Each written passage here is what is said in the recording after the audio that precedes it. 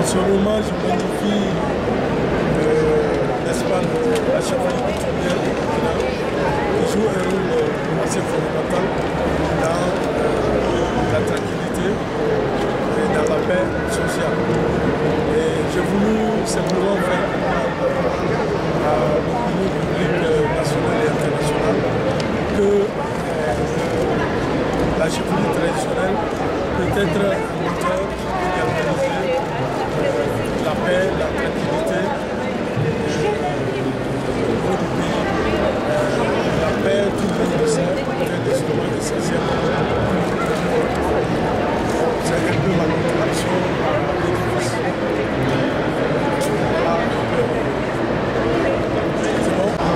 Et ça fait combien de temps que c'est le premier livre ou bien vous avez écrit plusieurs?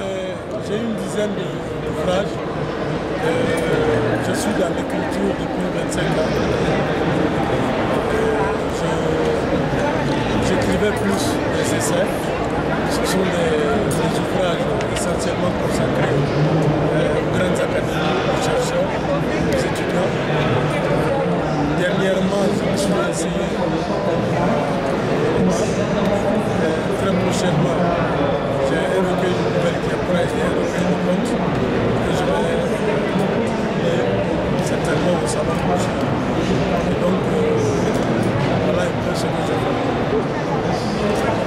Merci. Je travaille bénévolement pour Africa Link Magazine. Et nous sommes venus justement, personnellement, je suis venue au salon du livre à Genève aider justement un travail qui est déjà fait depuis plusieurs années par l'équipe d'Africa Link Magazine, c'est-à-dire de promouvoir l'actualité africaine en Suisse. Et moi, je trouve que c'est une très bonne chose parce que nous avons eu plusieurs rencontres de contact avec les journalistes, les écrivains de différents pays d'Afrique et qui se sont proposés aussi à nous aider à avoir des informations sur leur pays d'origine.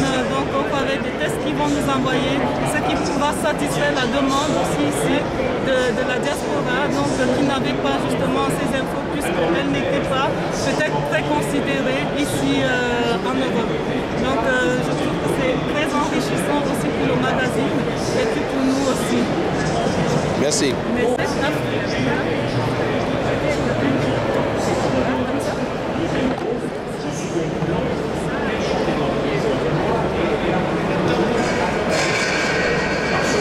Voilà. Ce village était un carrefour entre 5 villages, ce qui fait que tous ceux qui sont venus représentaient 5 villages autour, c'est-à-dire représentaient environ 80 000 personnes.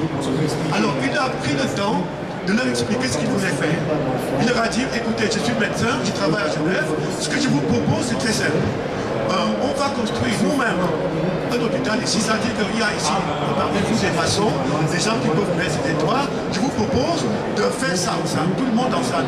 On ne va pas aller demander de l'argent en Suisse ou en France pour le faire. Tout ce que vous pouvez faire tout seul, faites-le. Alors, je passe les détails. Ce qui se passe, j'ai rencontré Chimolano, ce qui m'a appris, véritablement, après ce qu'il m'a appris, j'ai commencé à y croire. J'ai commencé à croire à l'avenir de l'Afrique.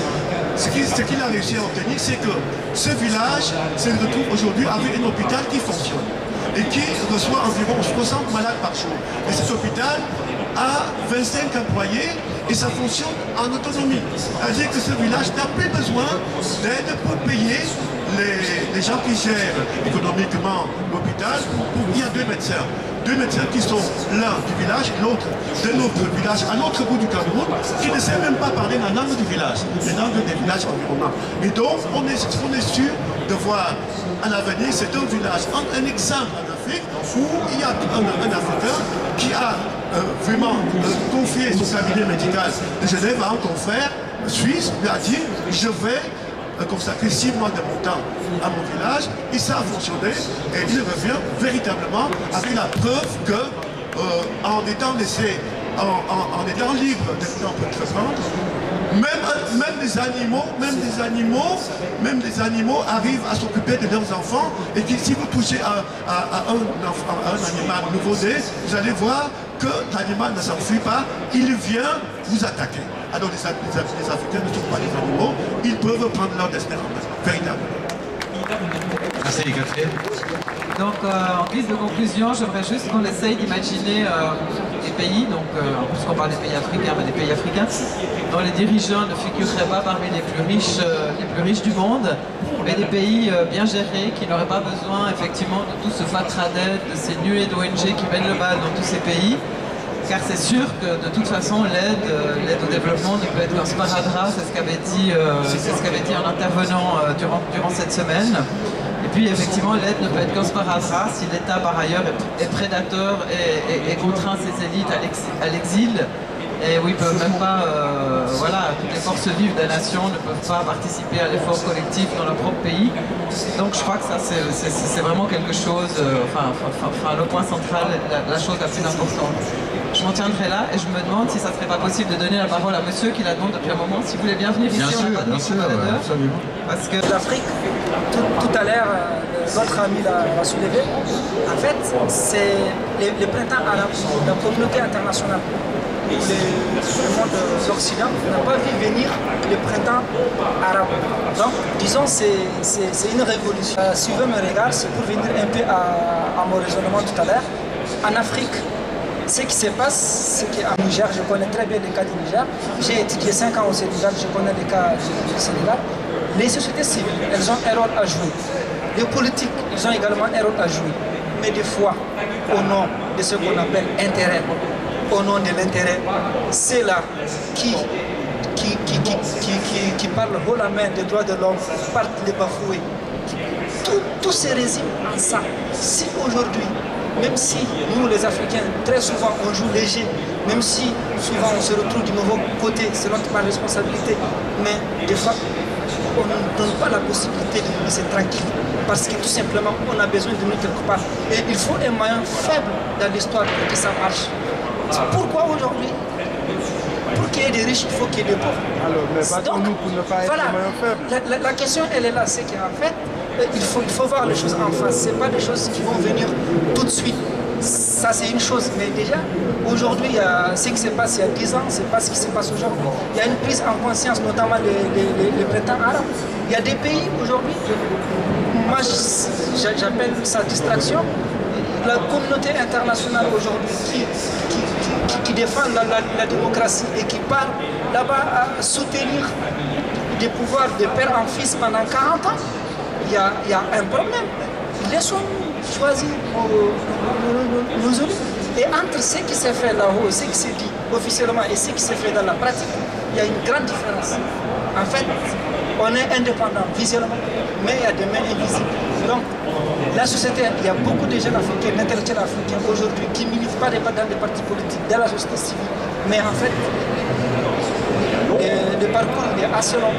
Mais de la même façon qu'on est d'accord à prendre nos destins, on lance aussi un appel aussi à nos dirigeants pour qu'on combat la corruption, mais aussi à ceux-là qui sont à nos côtés pour défendre les valeurs démocratiques. On est d'accord, mais on essaie qu'ils fassent un effort de changement. Les mêmes changements qu'on nous demande, nous sommes en train de faire, pour les faire en Afrique. On demande ces changements par rapport à cette main invisible qu'on ne voit pas, cette main invisible qui dit une chose et qui fait une autre, et qui ne nous permet pas, qui ne nous encourage pas. On a beau faire la promotion de la société civile en Afrique, on a beau faire la promotion de la démocratie officiellement, on ne le fait pas officiellement aussi.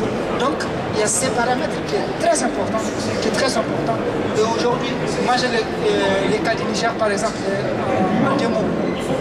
Dans les années 60, après les indépendances, les Français, notre colonisateur, s'est arrangé pour avoir un moyen faible, une minorité faible dans l'administration. Donc, à côté, il y a eu des contrats qui s'ensuivent. Et après, qu'est-ce qui se passe? Aujourd'hui, à chaque fois qu'il y a un gouvernement qui dit OK, on revoit certains contrats, il se passe un coup d'État. Des officiers qui ont étudié dans une grande école occidentale, et ainsi de suite. Bon, aujourd'hui, il y a eu quelques changements parce qu'il y a une société civile, des jeunes qui animent la société civile, qui prend le destin en main pour essayer de dire non. Donc, pour moi, le printemps africain, il est en cours. Il est en cours dans beaucoup de pays. Et là où il n'arrive pas à venir, c'est que là où il n'y a pas ces changements, c'est parce qu'il y a encore certains mystères qui sont derrière. Mais moi, moi je pense que notre printemps à nous, ce qu'on demande aujourd'hui, notre printemps africain, c'est qu'on ait simplement la possibilité de faire des élections démocratiques, d'échanger des dirigeants tous les 2 ans, tous les 10 ans maximum, tous les 2 mandats. Et si on arrive à faire comme ça, chacun va y croire et on va participer à venir. Et c'est là où je voulais en venir. Et là, chacun a sa part de responsabilité. Notamment nous, les populations africaines, nos dirigeants, nos gouvernants, mais aussi c'est avec qui on travaille, c'est là qui nous regardent depuis longtemps, c'est là qui nous conseillent la démocratie. Ils ont quelque chose dans l'affaire. Donc, pour résumer, pas pour monopoliser la parole, je pense que j'ai fait. Merci. Justice aux Africains. Je sais que Catherine travaille aussi avec une grande ONG qui essaie de travailler pour l'équilibre, pour un commerce équitable. C'est vers là que nous devons aller d'abord. Parce que ce qui nourrit les gens, c'est l'économie. Il faut que les gens travaillent pour pouvoir avoir des moyens pour leur subsistance. Mais à considérer qu'on a nécessairement besoin d'hommes forts comme un Obama qui vient casser la gueule à qui il veut, on n'ira jamais loin. Ou bien qu'on ait un petit président africain qui doit toujours applaudir, ou bien qui a besoin plus de se faire reconnaître par l'Occident. Et c'est comme ça souvent que ça se passe. On fait des discours, on vient faire traîner ici ou ailleurs pour se faire aimer par les Européens, alors que dans son propre pays, du matin au soir, on ne fait que des bêtises. Moi, je pense que c'est là où l'intérêt est important. Et pour cela, nous avons effectivement, comme vous l'avez dit, des sociétés civiles importantes. Mais il y en a qui font du boulot, les Awanya et autres. Mais le problème que vous avez, la société civile africaine, c'est que j'ai l'impression qu'elles ne font que recopier ce qui se passe en Occident. Il suffit qu'il y ait un débat en Occident à l'ONU, que nos ONG reprennent le même débat chez nous. Moi, je pense que parfois, il faut qu'on arrive, nous, vous, à porter le débat et à dire voici ce que les Africains pensent sur un sujet et ça va. Mais pour cela aussi, il faut avoir de l'argent. Et malheureusement, la majorité des ONG n'ont pas de sous. Et là, ça devient très difficile. Je vous remercie. Le fait quoi qu'en dépit des difficultés, les gens sont sur la bonne voie, ont déjà emprunté le chemin. C'est sur ça que j'aimerais finir. Le printemps est en route. Le printemps est en route. Victor. Oui, au risque de me répéter, je dirais que c'est tout à fait possible de bâtir un avenir commun ensemble. Voilà, et pour bâtir cet avenir commun ensemble, on a besoin d'une empathie réciproque vraiment considérable. C'est possible d'avoir un âge d'or maintenant, des relations entre le Sud et le Nord, des relations entre l'Afrique et les pays du Nord. Et pour vraiment atteindre cet âge d'or-là, il faut beaucoup de courage. C'est le mot courage sur le mot courage que je vais conclure mon intervention sur cette belle après-midi. Et si on n'a pas de courage des deux côtés, on risque de traîner encore longtemps notre tête à tête où on ne se comprend pas. Merci mille fois. Moi, je voudrais juste encore dire deux choses. D'une part, on devait normalement avoir à cette table, à la place de Catherine, un écrivain, journaliste que vous connaissez sans doute, ivoirien, qui s'appelle Venance Conon. Il a dû rentrer plus tôt que prévu à Abidjan pour la bonne cause, puisqu'il est devenu le directeur du groupe de presse Fraternité Matin. Mais je vous conseille, pour le cas où vous ne l'auriez pas lu, son livre qui s'appelle Chroniques afro-sarcastiques, et puisque aujourd'hui, qui comptait toute une série de petites chroniques justement, avec un regard très ironique, mais en même temps très juste, comme un nuage de criquets pèlerins sur un pays, avec les ONG internationales, les ONG locales qui viennent se greffer derrière pour pouvoir financer leurs propres activités, ou plutôt leur propre survie. Enfin, il y a tout, on y parle de Mitterrand, on y parle de la Baule, enfin un peu tous les thèmes qu'on a évoqués aujourd'hui, vous les retrouverez sous la plume acérée et très bien écrite de Venance Conon. Et puis la dernière chose, puisque j'ai à côté de moi Victor, je voudrais dédier ce débat qu'on vient d'avoir à quelqu'un qui malheureusement est mort à Genève, c'est Félix Moumié. Il a été à l'époque, il ne l'a pas dit, mais il a été empoisonné par un agent des services secrets français, tout simplement, parce qu'il était un opposant qui déplaisait à la France. Espérons que ce type d'assassinat n'aura plus lieu avec le printemps mondial et le printemps africain en particulier. Merci à tous et bonne fin de journée.